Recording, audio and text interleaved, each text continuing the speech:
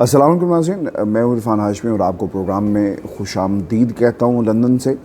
Viewers, 4 ख़बरें जिस पर हम तफसील से बात करेंगे। जो पहली ख़बर है वो इमरान खान का कौम के नाम और पाकिस्तान के नौजवानों के नाम एक पैगाम आया, और पैगाम के साथ साथ जेल में बैठकर इमरान खान ने सिंध में करप्शन की एक कहानी सुनाई और एक बहुत बड़े मेगा स्कैंडल को बेनकाब किया है।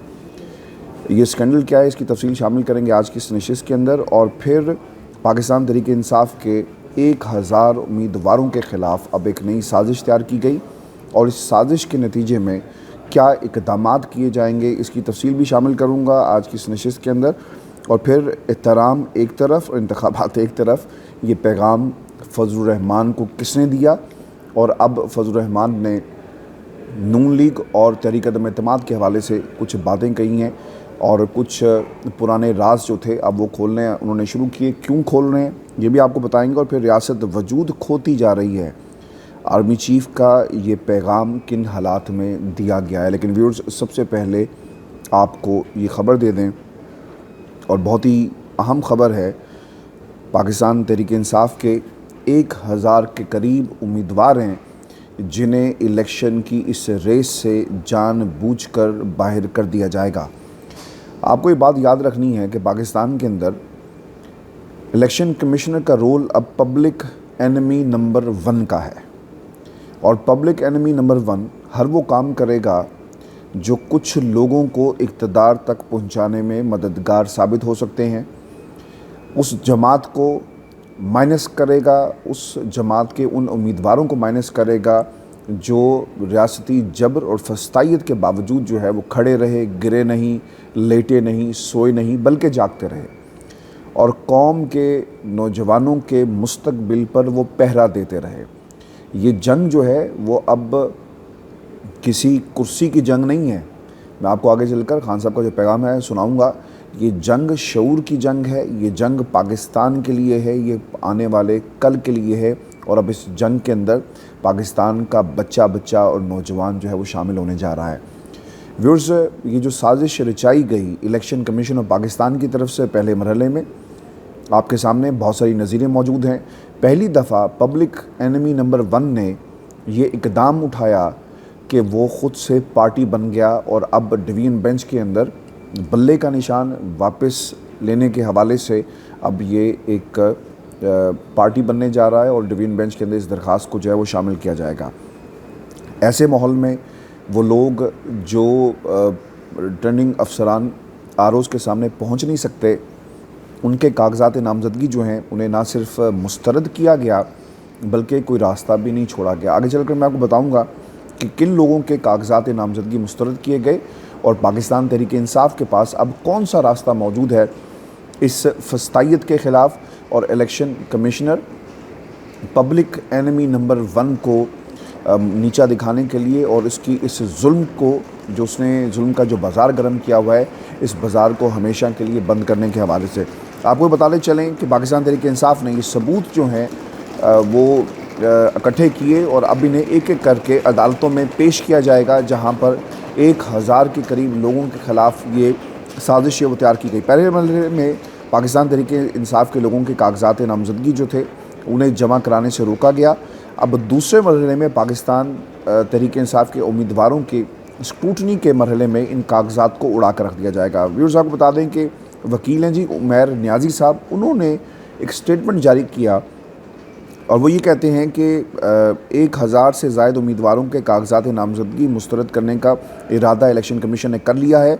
कुछ लोगों के मुस्तरद भी हो चुके हैं। इलेक्शन कमीशन चुन चुन कर पाकिस्तान तहरीक इंसाफ के रहनुमाओं और जिन उम्मीदवारों का वोट बैंक ज़्यादा है, इन लोगों के कागजात मुस्तरद कर रहा है, ताकि PTI को अगर इलेक्शन मैदान में भेजना भी पड़े तो पार्टी के हाथ पाँव बांध कर भेजा जाए। बिल्कुल उसी तरह जिस तरह मुख्तलिफ़ मुकदमात के अंदर इमरान खान को उनके मुकदमात समेत उनके हाथ पांव बांध कर जो है वो कुछ बेंचेस और अदालत के रहम करम पर छोड़ दिया गया। दलेरों के सामने, जो डरपोक थे, नाम के दलेर थे, उनके सामने इमरान खान को रख दिया गया, और फिर फ़ैसले सुनाए गए। अब कौमी असम्बली के हल्का ने 89 पर इमरान खान के कागजात नामज़दगी से मुतल्लिक फ़ैसला महफूज कर लिया गया। ये फ़ैसला कब सुनाया जाएगा? तब सुनाया जाएगा जब इलेक्शन कमीशन ऑफ पाकिस्तान के उन तमाम جو تدبیریں ہیں وہ الٹی پڑیں گی تو پھر ان کے پاس اسے بطور ویپن کے استعمال کرتے ہوئے اگر سپریم کورٹ آف پاکستان نے عمران خان کی سزا کو معطل نہ کیا تو یقیناً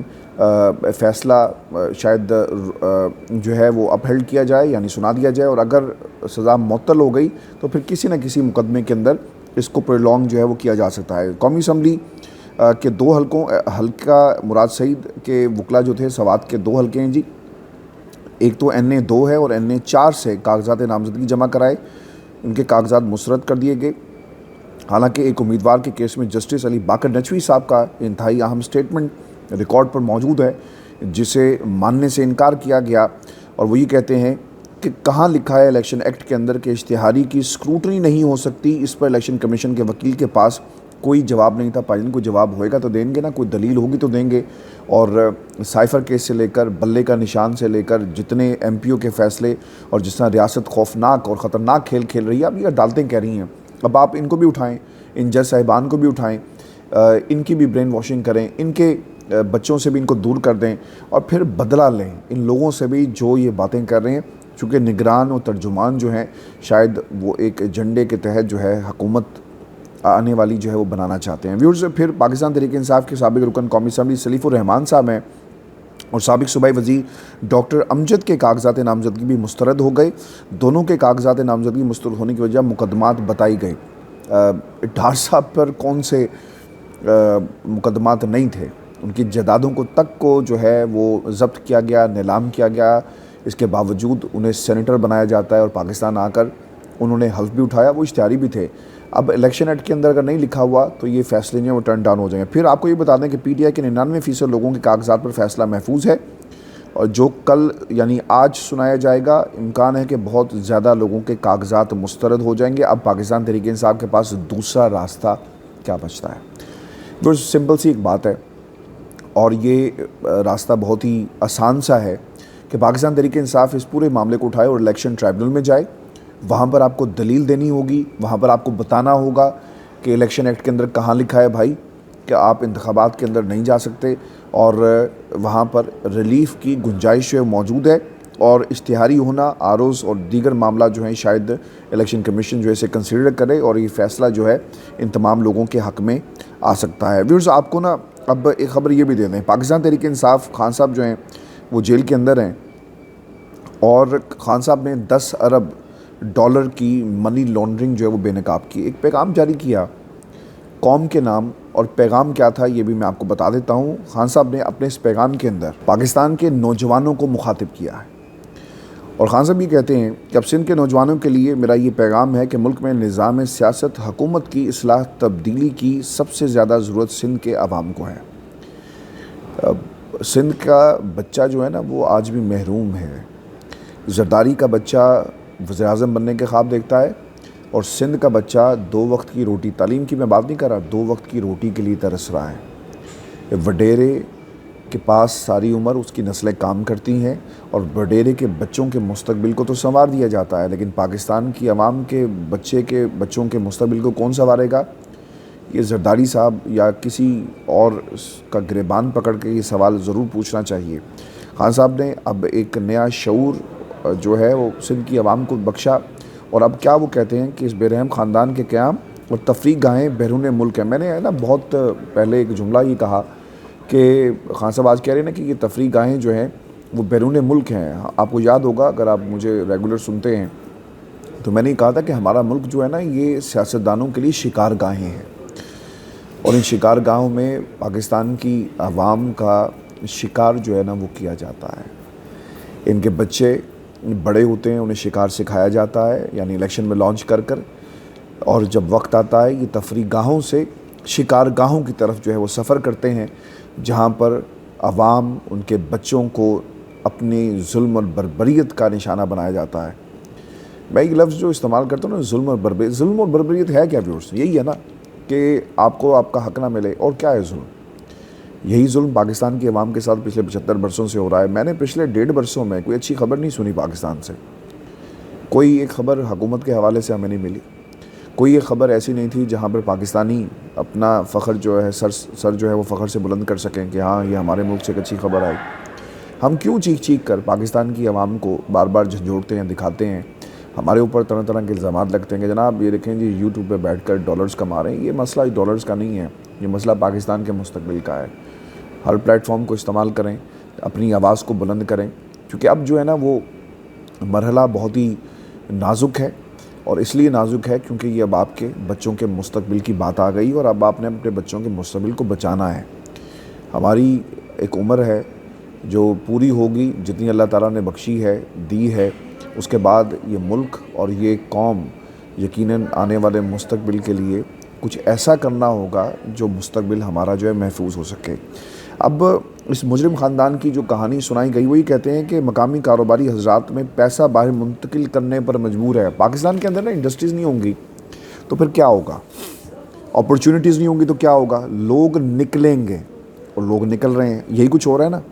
कारोबारी हजरात पाकिस्तान के अंदर पैसा इसलिए नहीं निकालते कि भाई बिजली नहीं है, पानी नहीं है, रिटर्न नहीं है, इन्वेस्टर नहीं है, मार्केट नहीं है, अपॉर्चुनिटीज़ नहीं है। सब्सिडीज़ जो हैं वो जो दी जाती हैं वो अपने ख़ानदानों को, यानी अगर नवाज शरीफ साहब हैं, ज़रदारी साहब हैं, तरीन साहब हैं या कोई और साहब हैं, तो वो पॉलिसीज़ वो बनाते हैं जिससे फ़ायदा उनके घर की इंडस्ट्री को। चीनी का कारोबार, चीनी का माफिया, इसका नाम आपने बहुत सुना होगा, लेकिन अब देखें गज़ब खुदा का, जिसको एटीएम कहते थे, जिसको चीनी चोर कहते थे, जिसको मुल्क चोर कहते थे, उसके जहाज़ में हेलीकॉप्टर में बैठकर आप आए और अब आप उसके साथ सीट एडजस्टमेंट की बात कर रहे हैं क्योंकि किसी के बाप ने ये कहा कि जाओ जाकर बात करो। तो ये सियासतदान अपने घर की फैक्ट्रियों को तो संभाल सकते हैं, लेकिन मुल्क और मज़दूर का क्या होगा और पाकिस्तान की आवाम और इनके बच्चों का क्या होगा, किसी को कोई ख्याल नहीं है। तो आज खान साहब ने ये जो तफरी गाहों का लफ्ज़ इस्तेमाल किया बिल्कुल दुरुस्त किया, लेकिन एक कदम आगे ये तफरी गाहें बरतानिया और दीगर ममालिक तो हैं, लेकिन शिकार गाहें हमारे मुल्क को जिन्होंने बनाया हुआ है, हमें इनसे पाकिस्तान को छुटकारा दिलवाना है। व्यूअर्स, फिर उन्होंने जो सबसे बड़ी बात की कि पिछले 5 साल में 700 अरब रुपए की करप्शन हुई। बिलावल हाउस का हर खर्च जाली अकाउंट्स के ज़रिए चलता है।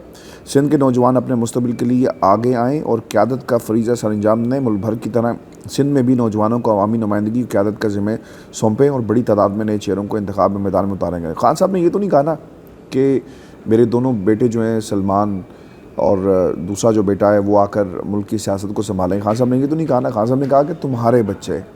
खान साहब ने ये नहीं कहा कि मैं, मेरा ख़ानदान, हमारे साथ जुल्म हुआ। इमरान खान ये कहता है कि तुम्हारा ख़ानदान, तुम्हारे बच्चे। किसी ने कहा जी कि तुसी बड़ा खान कर दो, ऐसी खान नहीं कर दे। हम उसकी बातों को और उसके काम को और उसके विज़न को डिस्कस करते हैं जो पाकिस्तान की आवाम के साथ जुड़ा हुआ है। वो कोई हाउस ऑफ शरीफ का विज़न नहीं है, वो बिलावल हाउस का विज़न नहीं है, वो पाकिस्तान का विज़न है। जिस दिन खान साहब ने अपने बच्चों की बात की ना तो हम उसी वक्त फुल स्टॉप लगा देंगे। लेकिन क्योंकि ये पहला लीडर है ना जिसने कहा कि सिंध के नए चेहरे आने चाहिए, और जब तक गरीब का बच्चा जो है ना वो लीडर नहीं बनेगा ना तो फिर कोई ना कोई बिलावल, जुनैद, मरियम, आसिफ़ा लॉन्चिंग सेरेमनीज़ इनकी होती रहेंगी और हम तकते रहेंगे, हम इनके ऊपर कमेंट करते रहेंगे। आप मेरे तज्ज़िये होंगे, आपके कमेंट्स होंगे और इसके बाद जो है ना आगे नहीं बढ़ेगी। इमरान खान ने पाकिस्तान की नौजवान को ना एक और भी ज़िम्मेदारी दे दी है, और वो ज़िम्मेदारी ये है कि वोट पर पहरा देना है। मैं पिछले 5 बरसों से एक बात कहता आया और आज भी मैं इस बात पर कायम हूँ कि जमहूरियत के अंदर गिनना और गिनती को दुरुस्त कर लो। अगर गिनती करनी है ना तो सारे वोट डालो, जितना वोट रजिस्टर्ड है सारे निकलो और अपनी मर्ज़ी की हुकूमत बना लो। जिसको तुम पसंद करते हो करो, लेकिन सारे निकलो। क्योंकि ये नहीं हो सकता कि अगर 15 करोड़ वोटर्स हैं और उसमें से सिर्फ 2 करोड़ वोटर्स घरों से निकलें और फिर उसमें से भी एक जमात को 80 लाख वोट पड़ें और वो 26 करोड़ आवाम का फ़ैसला करे। ये नहीं होगा, बाहर निकलें। और मैंने अपनी पिछली वीडियो में भी कहा था कि अब ये जुमला आम हो जाएगा कि अगर बल्ले का निशान बहाल हो गया, और जिस तरह खान साहब ने नौजवानों को ज़िम्मेदारी डाली है कि बल्ले का निशान अगर आम हो गया तो फिर लोग ये कहेंगे पूछो मत, बल्ला देखो, निशान के ऊपर ठप्पा लगाओ। तो ये इंतखाबी नारा जो है वो शायद हमें अब बनता हुआ नज़र आ रहा है, और यही सरप्राइज़ इमरान खान का تمام لوگوں کے لیے ہے جو ان کو اور پاکستان کو نیچے لے جانے کی کوشش کر رہے ہیں۔ ویورز، خان صاحب نے نوجوانوں کو کیا کہا کہ ایک الگ سوچ تو دی ہے، لیکن اس کے ساتھ ساتھ انہوں نے نوجوانوں کو ووٹ پر پہرا دینا بھی سکھایا۔ پی ٹی آئی کی ایک موبائل ایپ ہے رابطے کے نام سے، وہاں پر الیکشن کے حوالے سے دوسرے سے رابطہ رہتا ہے، معلومات ملتی ہیں، کوئی پریشانی ہو تو پولنگ والے دن پی ٹی آئی کے ورکرز پولنگ اسٹیشن پہنچتے ہیں، اور اس بار بھی عمران خان کے ورکرز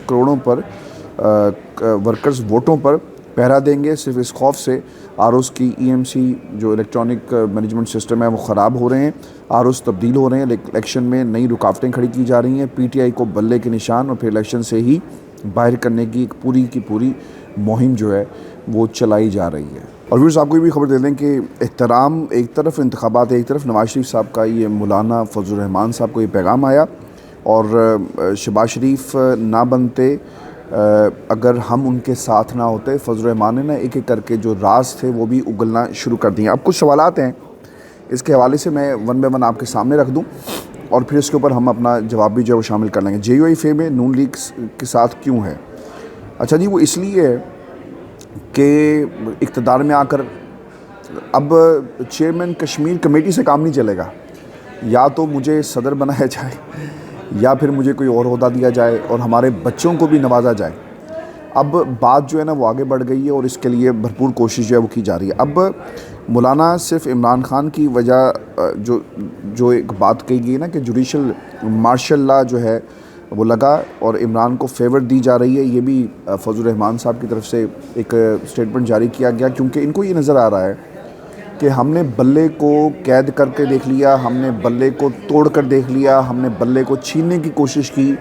اگر عمران خان نے اس بلے سے بیٹنگ کی تو بہت لمبا سکور ہوگا، بڑا سکور ہوگا، جسے ڈیفینڈ کرنا شاید ہمارے بس کی بات نہیں رہے گی۔ پھر نون لیگ نے نا پنجاب میں فضل الرحمان صاحب کو نے ایک جھنڈی بھی دکھا دی ہے۔ نون لیگ کی مشکلات یہ ہیں جی کہ پارٹی کے اندر بھی بہت سارے لوگ جو ہیں، یعنی علی پرویز ملک صاحب کی جو آبائی حلقہ ہے وہ چاہتے ہیں کہ وہ وہاں سے الیکشن لڑیں، لیکن سننے میں یہ آ رہا ہے کہ وہ مریم کے حوالے سے انہوں نے بات کی کہ اگر مریم وہاں سے الیکشن لڑنا چاہتی ہیں تو میں پھر سیٹ جو اپنی چھوڑ سکتا ہوں، لیکن کسی اور کے لیے نہیں چھوڑوں گا۔ وہاں پہ بہت سارے مسائل ہیں۔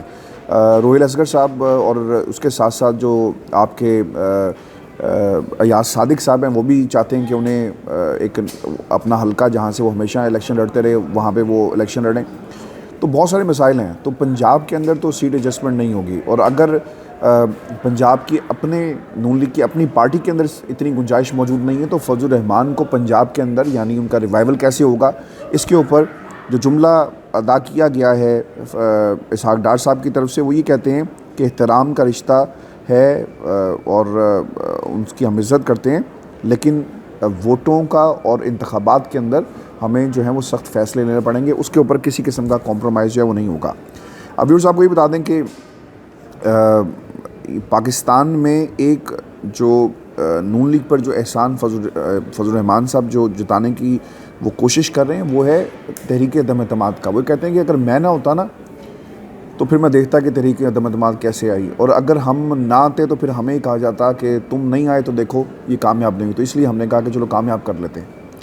حالانکہ گیم یہ نہیں ہے، گیم یہ ہے کہ تم آؤ گے تو ہمارے لیے کیا لاؤ گے، ہم تمہارے پاس آئیں گے تو تم ہمیں کیا دو گے۔ تو فضل الرحمان اسی اصول کے اوپر جو ہے نا وہ سیاست کر رہے ہیں۔ اب مولانا نے نا پاکستان کی اسٹیبلشمنٹ کو بھی ایک پیغام جو ہے نا وہ جاری کیا ہے، اور اس پیغام میں وہ کیا کہتے ہیں کہ کوئی ادارہ طاقتور بننا چاہتا ہے تو غیر آئینی خواہش ہے، جمہوریت کی مضبوطی نہ ہونے میں سیاستدانوں کی اپنی کمزوریاں ہیں، مسئلہ یہ ہے کہ جو ہدایات باہر سے آتی رہی اس پر قانون سازیاں ہوتی رہی۔ دیکھیں جی، اب یہ جملہ نا بہت ہی عام ہے پاکستان کے اندر۔ سائفر کا معاملہ اس کا بھی ڈراپ سین ہو گیا، اور فضل الرحمان کی اسٹیٹمنٹ کے بعد پھر جن لوگوں کو ریلیف ملنا تھا یا ریلیف دینے کی کوشش کی گئی، ہم نے الیکشن ایکٹ کے اندر تبدیلیاں دیکھی، ہم نے نیب قوانین کے اندر تبدیلیاں دیکھی، ہم نے بہت سارے ایسے قوانین بنتے ہوئے دیکھے جن سے کچھ مخصوص افراد کو فائدہ ہوا۔ تو اب قانون سازیاں ہوتی رہی۔